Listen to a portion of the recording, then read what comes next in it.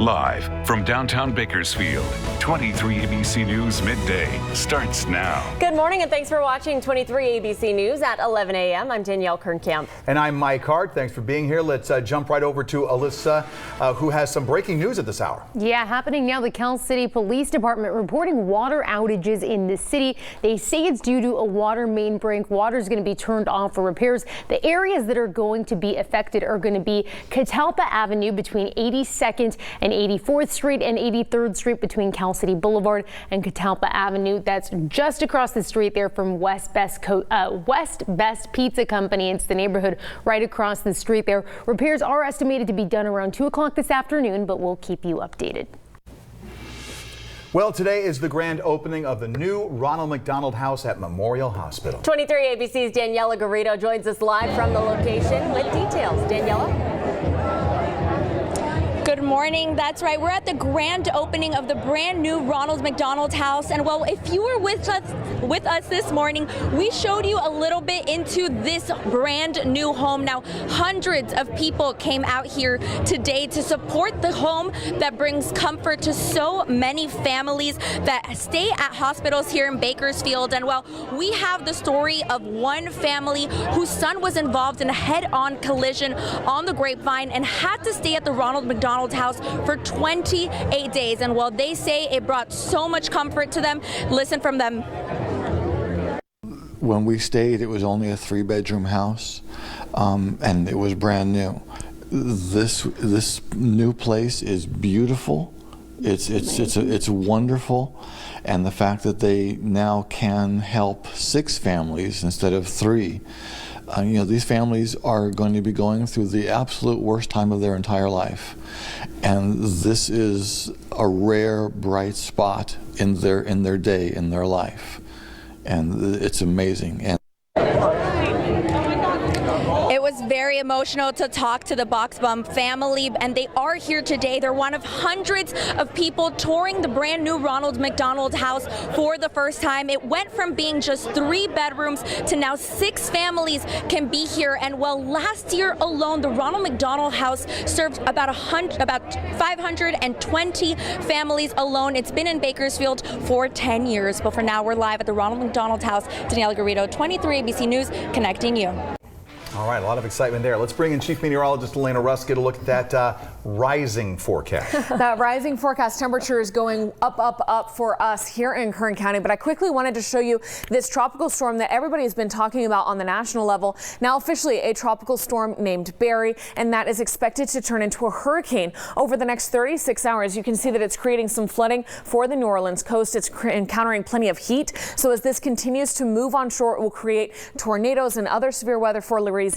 They've already had 8 inches of rain from yesterday, another 10 to 20 inches of rain today into tomorrow. And then you see as it turns into a Category 1 hurricane, it will then turn back to a tropical storm by Saturday and continue to weaken as the forecast goes on for that weekend. For us here at home, nothing but heat, those rising temperatures. So we're getting up to the upper 90s later today. That's just above average. 100s trying to come through for some warmer spots like Arvin and Lamont and all of our desert cities. But here in Bakersfield, 99. So for the concert by the fountain by 7 p.m. we're falling to 96 and then 91 at 9 p.m. We'll talk about a hot barbecue for tonight and some hotter temperatures for that weekend coming up. In this morning's A Veteran's Voice, we are shining the spotlight on a man who was pursuing a career in theater and television when a twist of fate delayed that and landed him in the jungles of Vietnam. Jim Hackett enlisted in the Marine Corps, and you might say he still wound up working with moving pictures, only this production was starring the North Vietnamese. Yeah, how many clicks to downtown? Well, it's probably 7 or 8 clicks. 7 or 8 clicks. Yeah. Okay, good. Just in case I have to hike that way. Jim Hackett and his wife Jill live the quiet life in the hills overlooking Pine Mountain Club, a far cry from his childhood outside New York City. The son of a Marine who enlisted after Pearl Harbor and fought his way through the Pacific. Jim Hackett had his sights set on a different theater when his girlfriend left and the war in Vietnam was ramping up. And so I went to my father and I said, hey, Dad, it looks like I can get drafted. I don't want to go in the Army. He says, well, you're going to have to go in somewhere. Go in the Navy, go in the Air Force. You'll never make it as a Marine. Never one to back down from a challenge, Jim enlisted in the Corps and was sent to boot camp at Parris Island. My father taught me how to shoot his rifle. He brought back a M1 Garand from World War II. So I wound up shooting top shooter in my platoon. And But he soon learned that he was destined for something else. What's a 5900? He had to look it up. Electronics. Electronics? You're supposed to go to Vietnam and kill commies, for Christ. Come on, what's the matter with you? And he would excel at that too. Jim was assigned to a secret school teaching new technology, people finding radar, reportedly able to locate the enemy 200 to 300 feet away. Unfortunately, that put him right in the middle of the action. We would go to places that the enemy was attacking or, shooting at us or trying to get through our perimeter. His team was deployed to numerous hotspots, resulting in 2 Purple Hearts. With our radar systems, we were generally on the edge of our perimeters, so the enemy knew we were there. Had some pretty bad experiences because they wanted to take us out. Jim actually wrote a scathing report about the device and said it was soon after the Marine Corps stopped using it. He extended his stay in Vietnam twice. When he finally came home, he said low morale in country and the sentiment at home left him feeling alone, an emotion his father understood.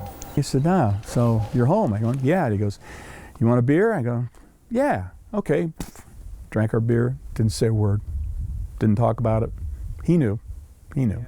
Jim says he never talked about his experience. Instead, he turned his attention back to acting. Some work on stage and commercials led to a spot on the popular ABC sitcom 8 is Enough, his first big break and his first big blooper opposite Dick Van Patten. And it was time for me to turn around and go out through the door. So I turn around and open the door and I walk into the closet. So the whole crew just cracks up and laughs. And I realized what I did. I figured I'm going to get fired. But he wasn't fired. The show was actually canceled. But he continued working until the roles dried up. The first step is who's Jim Hackett? The second step is get me Jim Hackett. And the third step is get me a young Jim Hackett. And the fourth step in an actor's life is who's Jim Hackett? But it was during this time his military career was suddenly revived during an audition and a chance meeting with another grunt. The guy behind the camera says, were you in the Marine Corps? And I went, yeah. And he goes, I'm Paul Grimm.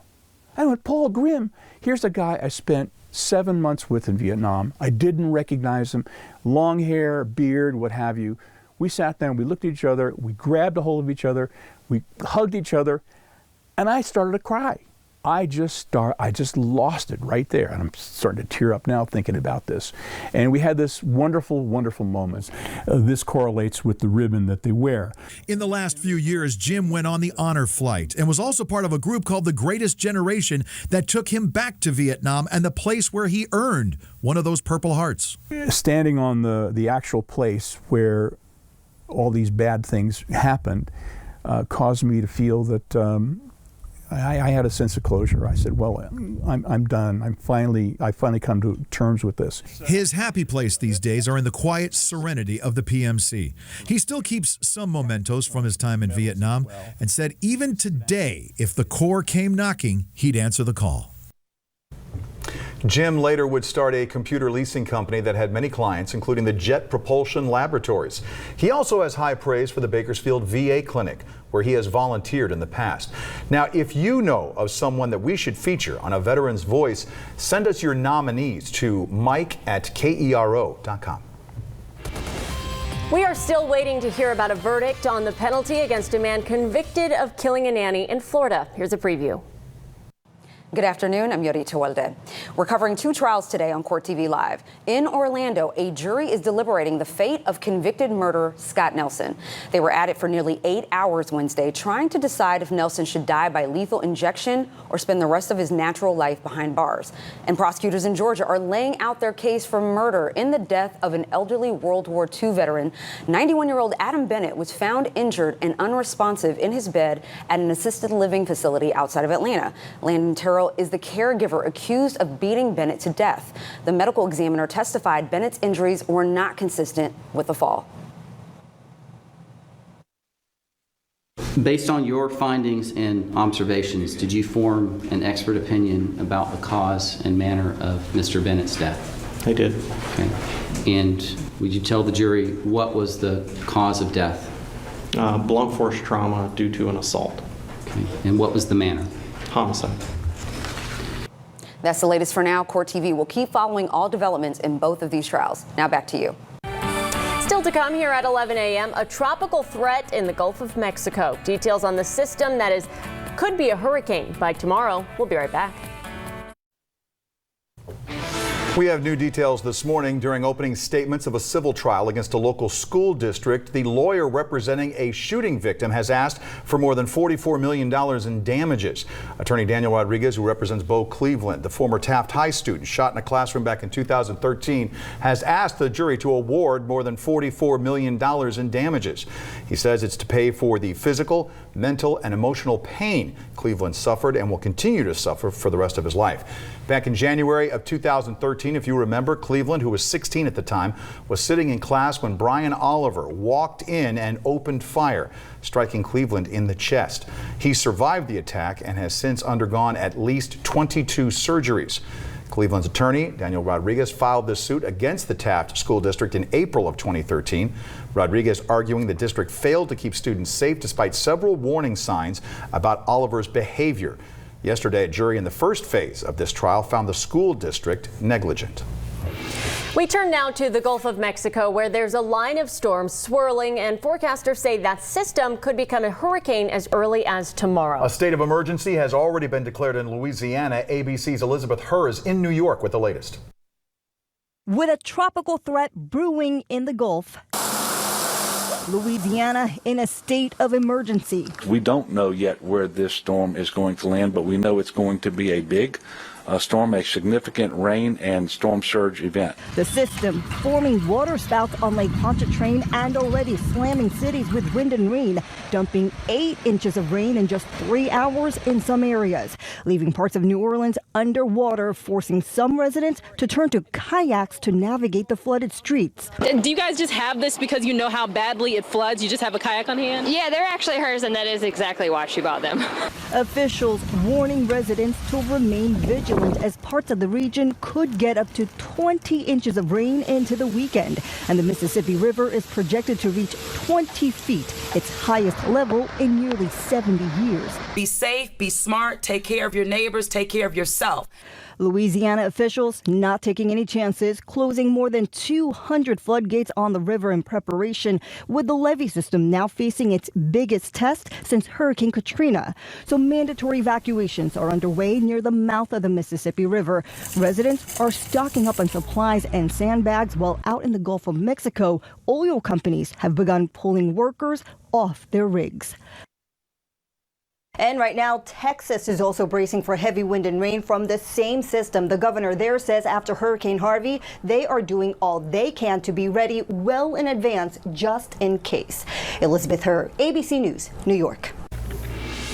Yeah, I have friends who just moved from our Chevron here to the Chevron out in Alabama. They've all been evacuated and sent home, and they're sending me pictures of clear skies, and they feel like it's ominous that it's not there yet, but they can tell it's coming. So here at home, our clear skies, there's nothing coming. It's sunny, it's stable. This high pressure will dominate. So there is some monsoonal moisture down into Arizona, and they have a chance of thunderstorms, but for us, just plenty of sunshine and stability, and thus begins the warming trend. We're up several degrees from this time yesterday for most of Kern County, up 8 degrees in Ridgecrest from 24 hours ago. They're already at 95, China Lake at 97. We do have some 70s for many of our mountain locations. Tehachapi getting to 81 now. Pine Mountain Club at 69. Those were our 2 cool spots this morning, and look at the difference we have between them now.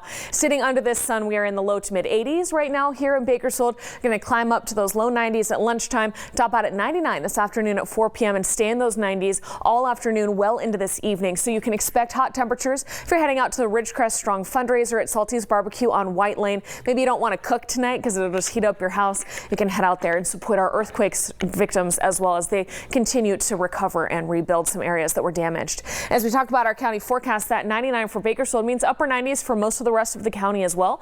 94 at the base of the Grapevine, trying to get to 100 in Lamont and Arvin. If we hit that 100 here in Bakersfield, we're a degree away, that will begin the heat wave for today. I do expect we'll be in the 100s tomorrow, so we will begin it no later than tomorrow.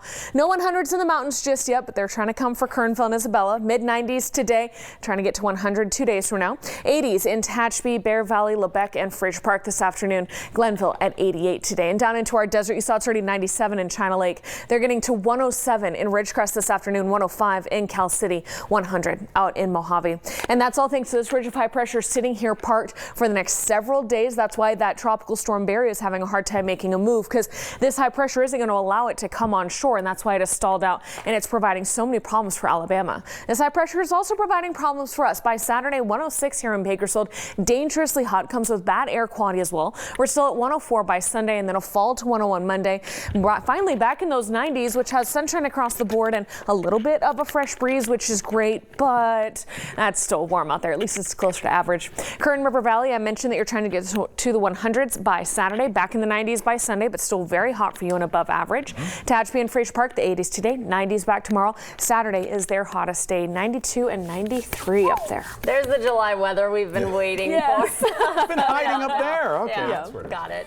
Up next, an unlikely place set to become a new attraction. A look at some plans to turn a disaster site into the next tourist hotspot. Coming up next.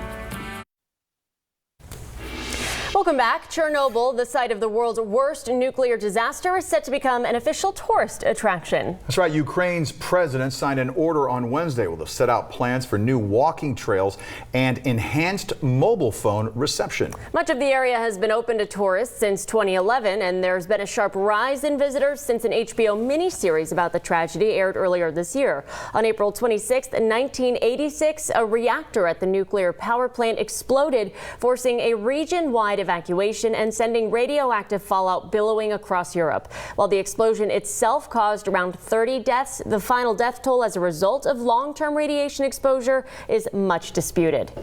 All right, in other news, when guests go to one Turkish art teacher's home for coffee, they got a big choice to make.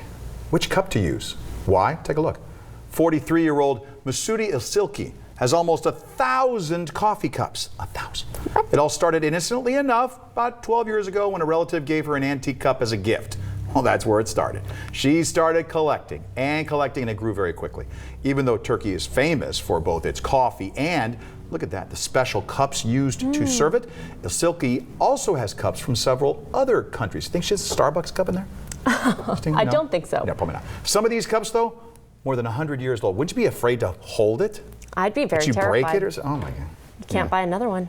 Yeah. Do you have a styrofoam cup in the back? All right. Coming up next, a look at your forecast. All right, one last check of the forecast. If you don't like, the high temp, cover your eyes. Yeah, for like 5 days. And your ears. Yeah. For So we're at 5 84 right now, and we are pretty seasonal today, just a couple degrees above average, trying to get to 99 tomorrow, 101, then that huge soar, 106 Saturday, 104 Sunday, still in the 100s Monday. So this does look like our second heat wave of the season. Pretty average next week, which is 90s. It's hot, but it's July. So the one big bummer about those 100s is it comes with a lot of bad air quality. So just take it easy. It looks like today's fine, and then after that, you just have to brace yourself. Just don't look. Yes. That's fine. So have a great day. Go brace yourself.